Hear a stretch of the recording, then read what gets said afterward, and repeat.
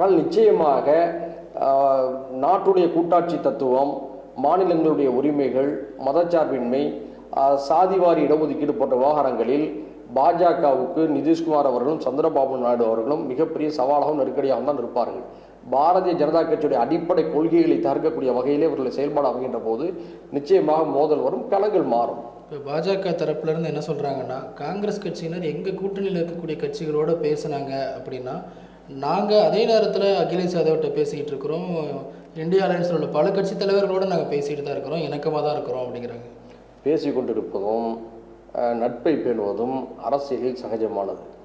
அரசியல் ரீதியாக தோழமைக்கு வர வேண்டும் என்று பேசுகிறாளா என்பதுதான் கேள்வி. இந்த பக்கம் வந்துடுவாங்க அப்படிங்கிறாங்க. ஒரு காலத்திலும் அகிலேஷ் யாதவ் வரமாட்டார். ஏன்னா அவருடைய அடிப்படை அரசியல் கிழமை பாஜக எதிர்ப்பு, உயர் சாதி எதிர்ப்பு தான்.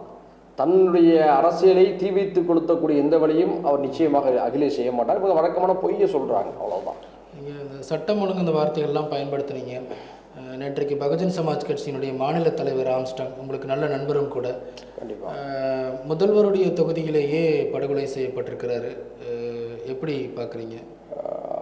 நண்பர் ஆம்ஸ்டாங் அவர்கள் படுகொலை செய்யப்பட்ட செய்தி உண்மையிலே ஒரு அதிர்ச்சியானது. நிறைய ஒடுக்கப்பட்ட சமூக மாணவர்களை வழக்கறிஞர்களாக மாற்றிய ஒரு பெரும் பணியை செய்தார். தலித் சமுதாய மக்களுடைய கல்வி வளர்ச்சிக்கு மிக அதிகமாக பாடுபட்டார். அவர் அரசியல் விழிப்புணர்வில் காட்டிய ஆர்வத்தை விட அந்த மக்களுடைய கல்வி விழிப்புணர்வில் அவர் அதிகமாக ஆர்வம் காட்டினார்.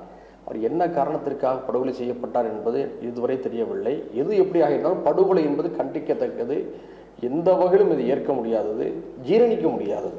இப்போ இன்னைக்கு ஒரு இந்த சம்பவம் முதல்வர் தொகுதியில் நடைபெற்றிருக்கு. ஆனால் இந்த சம்பவத்தை மட்டுமே வச்சு முதல்வர் தொகுதியில் எப்படி நடைபெறலாமா அப்படின்னு சொல்லி கேட்கக்கூடாது. ஏன்னா ஒரு 2 தனிநபர்களுக்குள்ளே என்ன மோதல் நடக்குதுங்கிறது யாருக்குமே தெரியாது இல்லையா? திடீர்னு நீங்கள் நானும் அடிச்சுக்கிறோம். இதுக்கு இந்த தொகுதியுடைய ஒரு எம்எல்ஏவை குறை சொல்ல முடியாது, எம்பியை சொல்ல முடியாது, எம்பியை குறை சொல்ல முடியாது, இன்ஸ்பெக்டரை குறை சொல்ல முடியாது. இது திடீர்னு நடக்கக்கூடிய சம்பவம். திட்டமிட்டு உருவாக்கப்படக்கூடிய ஒரு ஜாதி கலவரங்கள், சமூக மோதல்கள் இப்படி நடைபெற்றால் அங்கே விமர்சனம் வைக்கலாம், குற்றம் சாட்டலாம்.